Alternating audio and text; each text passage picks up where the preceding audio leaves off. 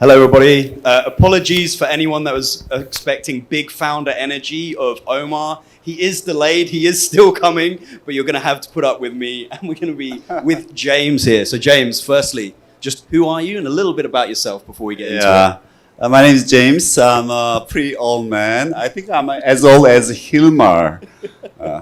I've been in this gaming industry for 25 years. I used to be a professor in psychology and loved games.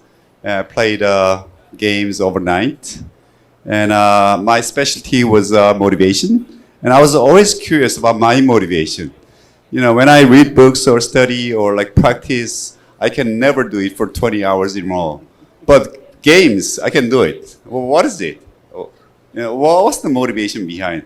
So I started a gaming studio with my students, sophomores, and we were very poor, didn't have enough money, fund. And we started developing a feature phone. A lot of people here do not understand feature phone. It's a flip phone your grandfather, grandma used.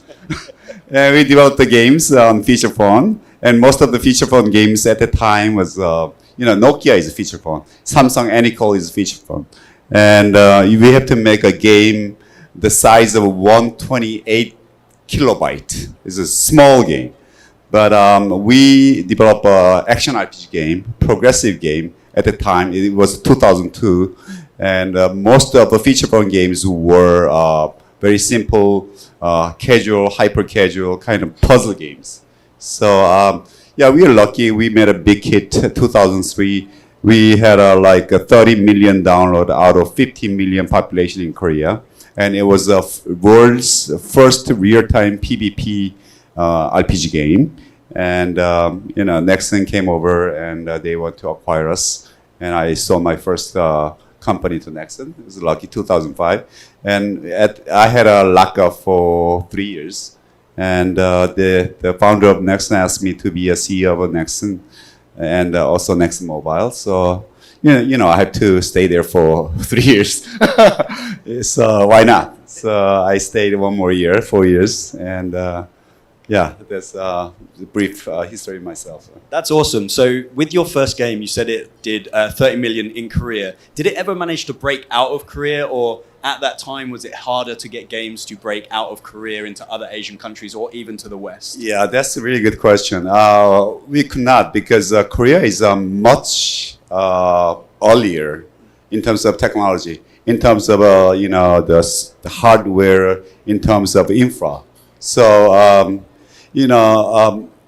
my second company is called 433. It's a mother company of Delabs. We developed the first Unreal smartphone game. It's an action RPG game called Blade for Kakao.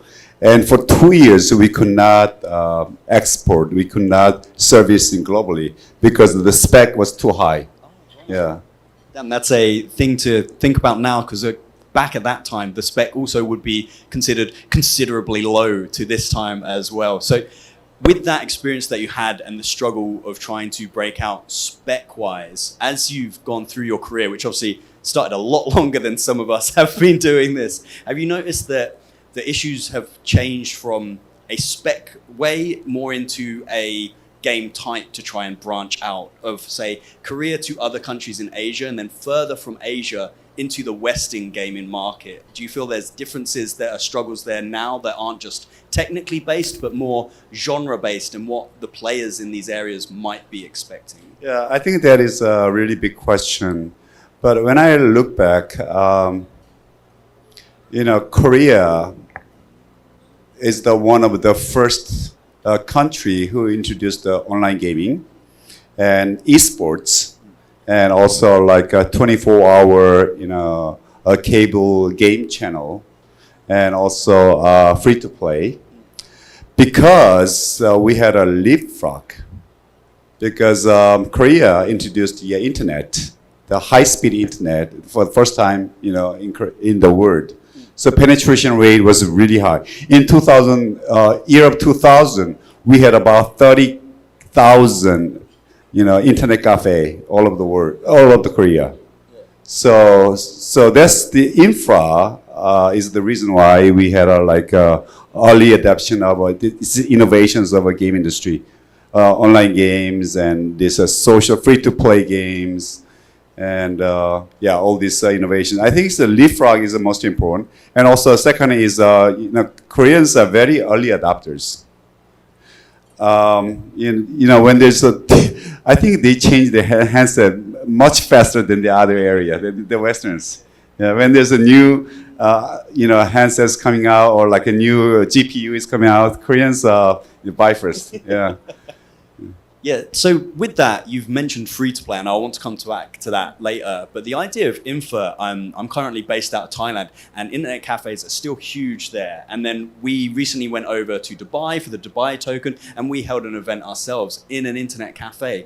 But coming from like England and other places that I've been in Europe and over in the West when I was living in Canada, it wasn't common to really see internet cafes. So potentially that might be just due to the timing and my age compared to your age. But in Korea, when I was there for the Korean Blockchain Week, it seemed like internet cafes and gaming cafes were still thriving and a big thing, and people weren't playing just at home. They were gathering at these spots to continue going. So is the infrastructure still there as large as it was back then for the internet cafes? Is it dying down, or is it just built into the gaming culture within Korea that you will go and play in one of these cafes? Yeah, that's a great question.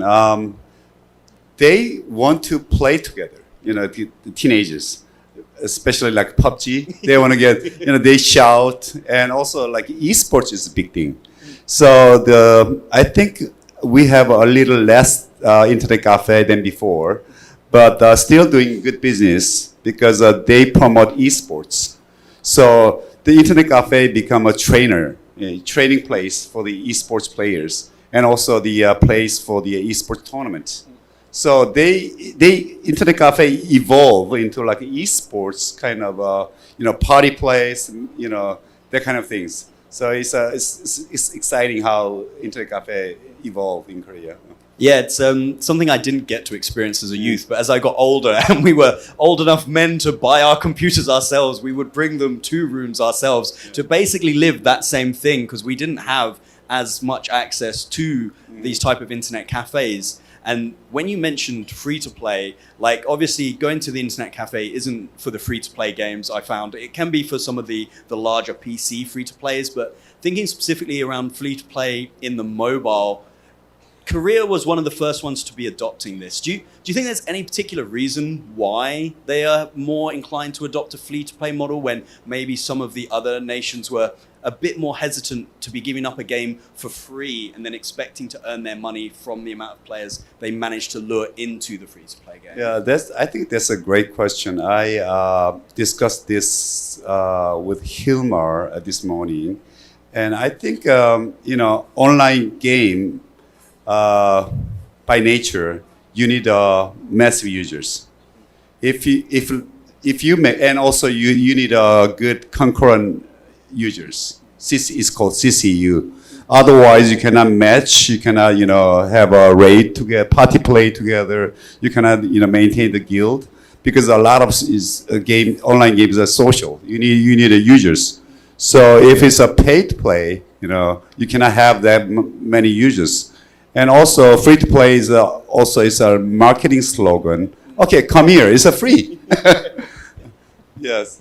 So with it being a marketing slogan, I live still in Thailand. Gonna keep mentioning that because people will assume I'm in England, so what I say won't make sense. A lot of the people, when I am streaming to my Thai audience, they will ask me, is the game free? If I say no, and a game is maybe like 200 baht, and I'm talking like bottom of the level Steam game jank is 200 baht, you're thinking $5 to $7. They won't go in and they won't play that game. If I say this game is free to play, they will come into a free to play game and they will spend more than 200 baht in a free to play game. But it's always the front facing cost of paying for the game that seems to turn them off. Have you noticed that, like, in Asia, this might be something that is more accepted? Because coming from England, we always would pay for the game first, and then I would never expect to do any microtransactions in the game. But I've noticed the complete opposite over in Asia, mainly Thailand, because that's where I can speak of myself. But is this something you're noticing is, like, regionally based, or is it something that's just evolving now that maybe these younger players are used to the idea of games are free, but then I pay in the game if I'm liking the game enough to keep playing it? Yeah, there are differences. Westerners and Asians. Westerners they don't mind playing by themselves. It's they level up. Clearing up, level up, and clearing the stages and achievements by yourself is okay. But Asians are more like social. Yeah. They want to play together. Party play and guild. And showing off is important, and your social status is important. Most of the whales they spend a lot because of their social status in the game. Because a lot of times these whales they don't get enough recognition in the real world.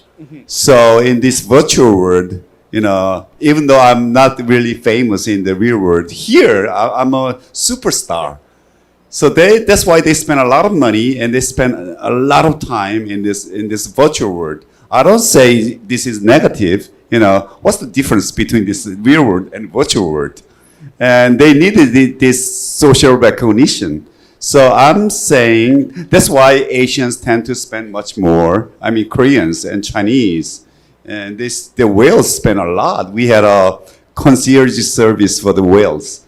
If they have any problem, they have a direct call to our company, and what can I do for you? It's like hotel concierge.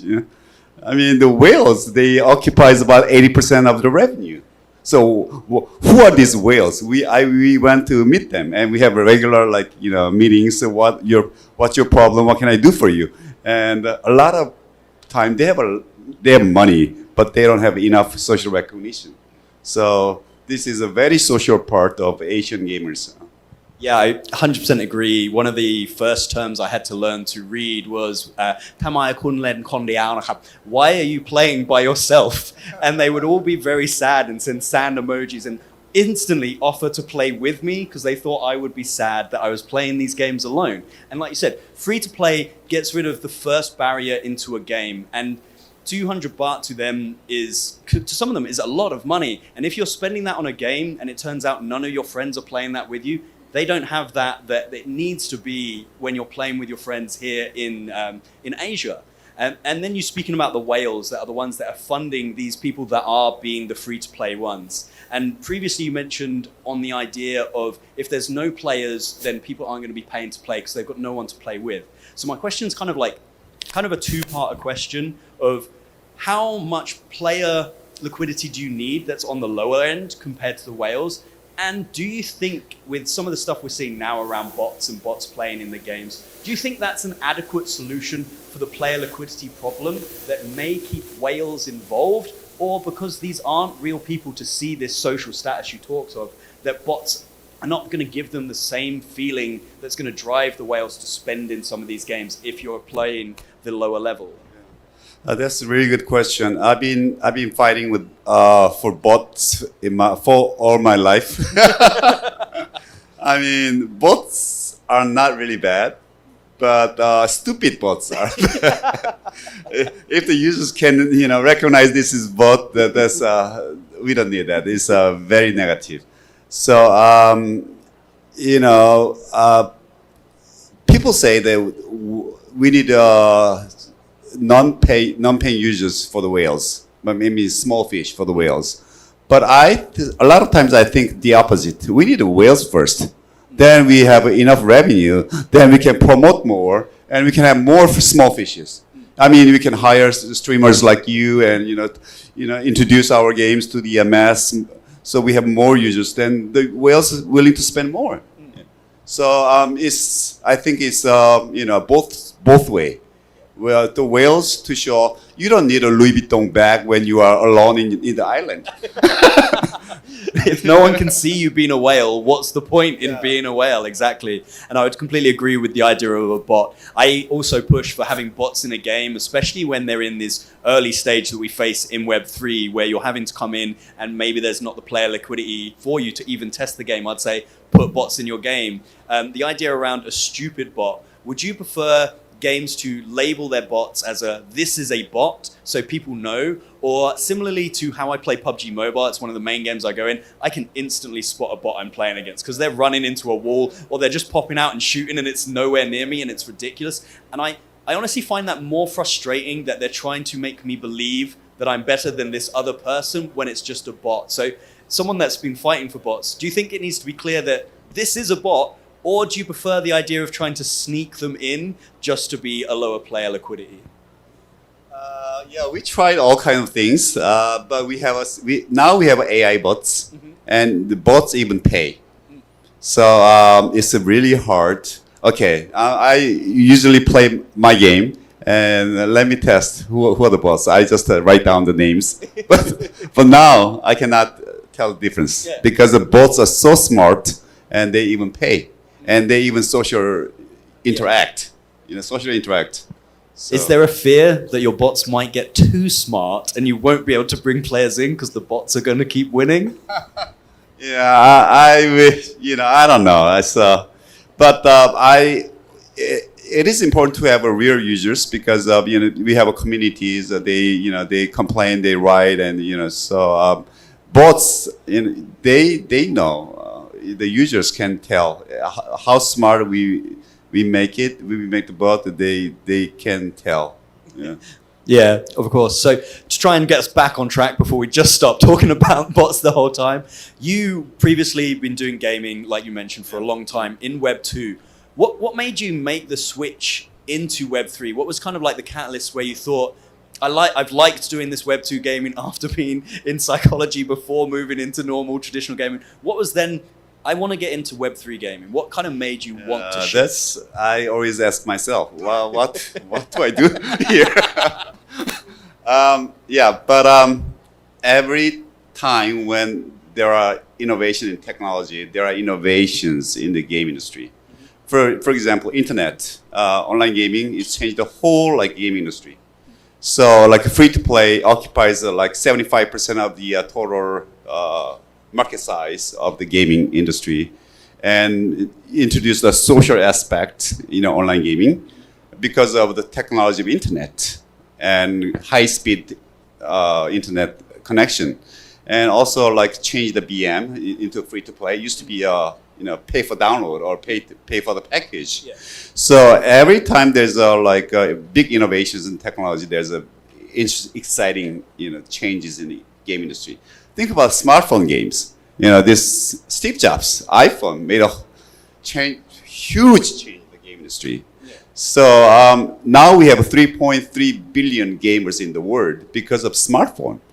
When first the smartphone came, I thought, oh, this is not a phone. This is a gaming console in everybody's hand. This is amazing. So, and when I look at the blockchain technology, it was amazing, because I've been in the gaming industry for 25 years, been into progressive games, MMORPGs, FPS. I've seen this game items been trading. The market size is about 40 billion, and it's always not transparent and not secure. I try to sell my items. I want to buy really good items. It's always make me insecure.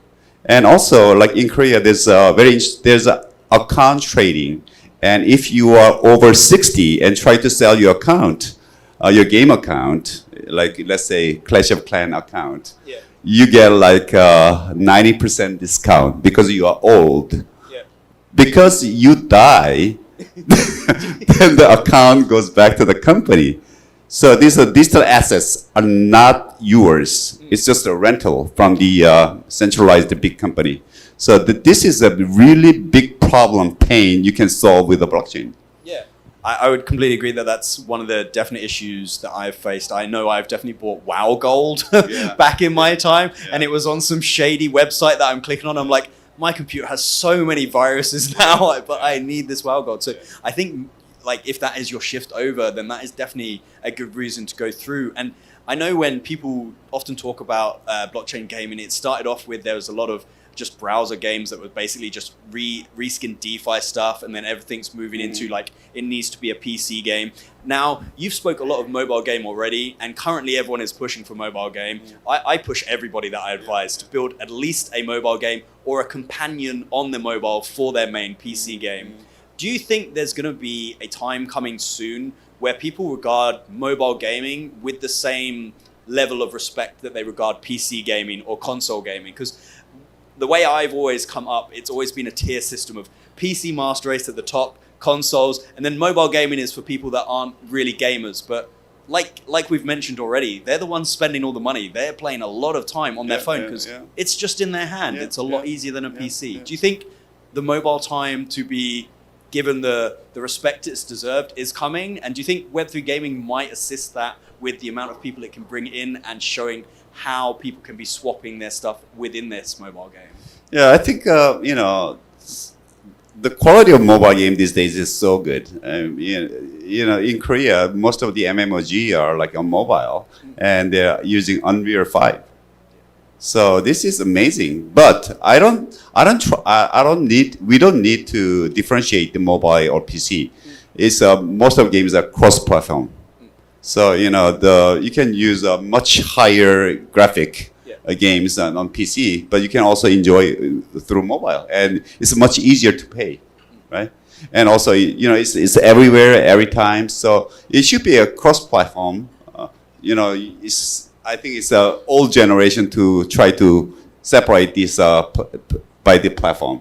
Yeah, I think it's something I feel my generation and maybe people a little bit younger than myself. I'm 36. I know I look super young, guys. I am 36, so I have been doing this gaming thing for a while. I think I'm kind of in the last sort of era that regards it this way, because if I'm playing a mobile game cross-platform, 100% I'm losing to the person playing on PC. But then when I'm playing with my audience, they're six-finger claw gripping their phone to play PUBG with me. They're accusing me of being bad because I can't use the gyroscope. So I would completely agree that I think this is slowly just going to fade away because they're becoming good enough players to compete against the PC cross-plays already. To kind of circle back round to the idea of we're here in Asia, we're doing the Philippines, we're doing the YGG event here. When people are trying to bring their games to different regions, do you think that's a struggle that is in Web3 or gaming in general due to like different regions preferring genres? Because one thing I've noticed a lot in Web3 gaming is the Western games are a lot more proud in trumpeting that they're the best game, they're the greatest game, they're doing this and the other. And the Asian games are more subtle and shy about it and more like just letting the product speak for itself. Do you think there's a struggle in both directions to export an Asian game into the West because they're not championing themselves, and maybe West games coming into Asia because they kind of seem a bit obnoxious that they're talking about we're the best game coming in this direction? Yeah, there are subtle, very subtle like differences in culture. What kind of genre they like. I mean, different countries. In India, we talk about leapfrog in India. It's hard to find the PCs in India. I mean, compared with the mobile platform, it's much less PC platform, and their like preference is very different. And Latin Brazil is very different, and when we publish, we just launch globally and see. We cannot predict actually. We have a boxing game; it's the #1 boxing game in the world, but we just launch all over the world. But some culture like it, some culture do not take it. So I don't know. I cannot predict, but there's some subtle differences. Have you noticed a pattern on what regions prefer what genres? Say this boxing game, is it popular globally, or is there a specific area that's it is most popular in the United States. Yeah, I mean, I'm happy because a lot of paying users there. That is a very good place to be popular in as well. Thinking of how gaming's moving now, especially in the Web3 era, and everyone always talking about play to earn being dead. Yeah. What type of thing do you believe, and you guys might be doing yourselves at your company already, if you're managing to get the #1 boxing game?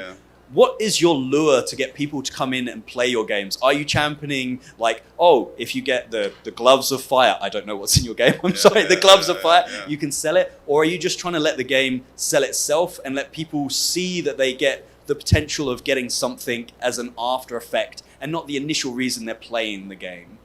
Yeah, that is a very good question. I'm very negative about play to earn and play and earn. That is the fundamental problem of Web3 gaming. I don't even like the Web3 gaming because there's no Web2 gaming. We didn't call like a Maple Story is a Web2 game. After Web3 gaming, we start calling, it's Web2 gaming. It's a game. Yeah. But Web3 gaming has a connotation, there's a play to earn. And I don't like the earn thing. What does earn mean? Earn is more like a very simple task. And it's not like a fun, it's like a job. And it's, undermine the fun part and degrading the gameplay. So now the big problem in Web3, I'm very disappointed in Web3 landscape. That's why I'm going to Telegram and introducing more like proven games and with strong IPs. Think about how many Web3 gamers we have right now in the world. I think it's less than 10 million. I think it's about 3 million. I had a chat with the Jerome of Space Nation, and we are very disappointed because of not many gamers here. They are mostly the farmers. I mean, there's grinders. Yeah. Because of this play to earn. I think we need a better word. I mean, reward is good. Old games like World of Warcraft or like Lineage or MapleStory, you can be rewarded, but you don't earn there. Yeah. Earn is not a good word. I think we should not use that and we should come up with a better word than Web3 gaming, because Web3 gaming is more like getting incentives. Game is no fun. All the grinders. It has so bad association, bad connotations. So we have to change that. And the reward is good and should be variable depending on the contribution to the ecosystem. So I don't like the earn part. Yeah, I'm not a big fan of the earn part myself either. I would say that you mentioned how many players you believe are in Web3, and I believe that's kind of because they start at one game, they've earned all they can, and then they go to the other. Do you think that kind of mentality and what a lot of people are putting out, and they've just kind of reworded it into airdrops at the moment? So there's a lot of people grinding and going into the airdrops, but then you see their 7-day, 30-day retention, and it's just off the slide. Do you think that is because they've only incentivized people to play for this reward, and they've not incentivized someone to play for the sake of playing the game? Yeah, it's just like make your kids to play piano. If you play piano, I'm gonna give you like $10, and they're gonna play piano. But if the $10 goes to $5 or like $1, why do I play piano? If I need to get like $10. So if the reward incentive disappears, they stop doing the activity. It's typical extrinsic motivation. Yeah. So we've only got 1 minute left. Okay. So I've got one quick question for you. If you could think of a way to get people to be retained that wasn't incentive farming in Web3 and using your psychological background as well, what do you think that could be? This is very good question. I've been thinking about this, and I have discussed with the Hilmar, for 2 hours this morning. And we need reward is always good, but reward is a variable reward depending on your achievement. Okay, if you come today, if you open the app, we're gonna give you like $1. It's not sustainable. It doesn't work. It's undermine your intrinsic motivation of having fun. Game is all about fun. In the beginning I talk about I used to play games for 20 hours in a row. I didn't sleep because it's fun. Not to make money, not to earn. So play to earn undermines the basic fundamental motivation of gameplay. So it should be reward based and it's contribution based, And you should not, you don't need to know. We don't say this is play to earn. Come, if you come, I'm going to give you these tokens. It's not going to work. That's why it's been 10 years and we've been investing more than $6 billion in this Web3 gaming, and thousands of games been launched and developed. But we have 3 million gamers? It's not, can we call them gamers? We are in deep problem. We are stuck. So we should come up with a better idea. And we have some speakers coming, so I think this will be a really good seminar conference. Yeah, I think that's a good way as well. Yeah. I think that having them have an intrinsic motivation to play your game is always going to be better than extrinsic, because your extrinsic desires change over time as well. But it's been fantastic to speak with you today, James. Yeah. Everybody that's here, don't forget, Games GG is also doing something at the end of the week, and make sure you check out what James is doing over there as well, because so much history behind and so much experience. Okay. Great to have you up here today, man. Thank you so much. Great.